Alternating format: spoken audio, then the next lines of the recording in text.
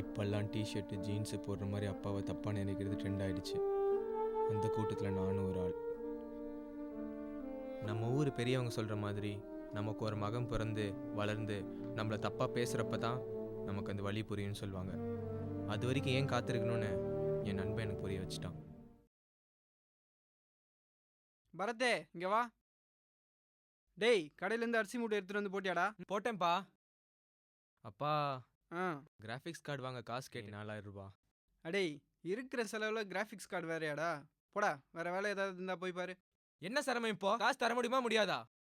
என்னடா புதுசா எதிர்த்து பேசுற பழக்கம்?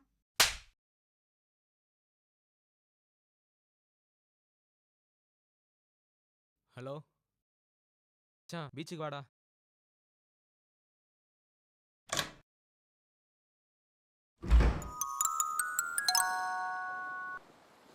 ஹலோ, எங்கே இருக்க? வந்துட்டியா? நம்ம வழக்கமாக மீட் பண்ணோம்ல, அங்கே தான்.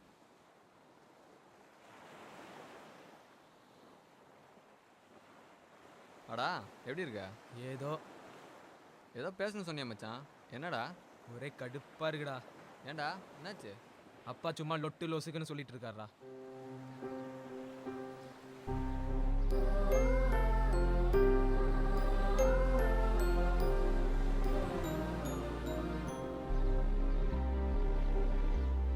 எங்கள் அப்பாவும் அவரை மாதிரி தான். நான் எது கேட்டாலும் வாங்கி தருவேன். உங்கள் அப்பா மாதிரி கொஞ்சம் அட்வைஸும் பண்ணுவார். எங்கள் அம்மாவுக்கும் அப்பாவுக்கும் ஒரு சின்ன பிரச்சனை. அதுலேருந்து 2 பேரும் பேசுறதில்ல. 13th anniversary அப்போ என்ன யோசிச்சாங்கன்னு தெரியல, 2 பேரும் பேச நினச்சாங்க. அப்போ தான் ஒரு கால் வந்துச்சு, எங்கள் அப்பா இறந்துட்டாங்க. எல்லோரும் இப்போ வர படங்களை பார்த்து அவங்க அப்பாவை தப்பாக பேசியே பழகிறாங்க. அம்மா வெறும் 10 மாதம் தான் சுமக்கிறாங்க. ஆனால் அப்பா சாகிற வரைக்கும் அவங்களையும் சேர்த்து சுமக்கிறாரு.